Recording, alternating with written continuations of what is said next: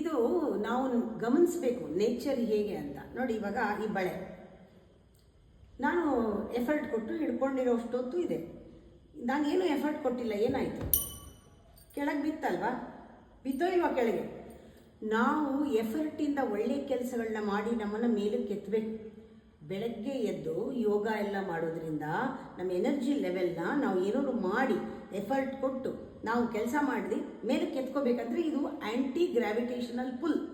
ಅದಕ್ಕಾಗಿ ನಾವು ಏನಾದ್ರು ಮಾಡಬೇಕು, ಇಲ್ಲ ಏನಾಗುತ್ತೆ, ಕೆಳಗೆ ಎನರ್ಜಿ ಲೆವೆಲ್ ಕೆಳಗೆ ಹೋಗುತ್ತೆ ಅಲ್ವಾ? ಇದು ನೇಚರ್, ಇದು ಕೆಳಗಡೆ ಬೀಳೋದು ಅದರ ನೇಚರು. ಹಾಗೆ ನೀವು ಹಾಗೆ ಕುಸಿದು ಬಿಡ್ತೀರಾ.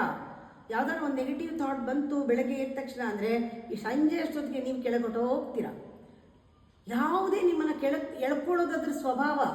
ನೀವೇನು ಮಾಡಬೇಕು, ಆ್ಯಂಟಿ gravitational full up.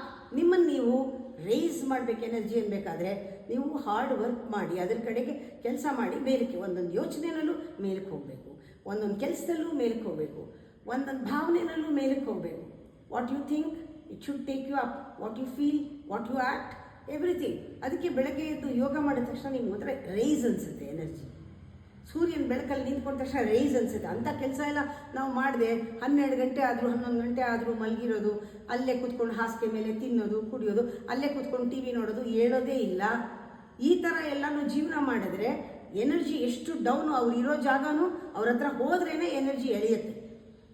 They become like ಇದು ಒಂದು ಬ್ಲ್ಯಾಕ್ ಹೋಲ್ ಥರ ಎಲ್ಲರ ಎನರ್ಜಿ ಸಕ್ ಮಾಡ್ತಿರ್ತಾರೆ ಮನೇಲಿ ಕೂತ್ಕೊಂಡು. ಅಂಥ ಮನೆಯಲ್ಲೂ ಕೂಡ ನೆಗೆಟಿವ್ ಎನರ್ಜಿ ಇರುತ್ತೆ.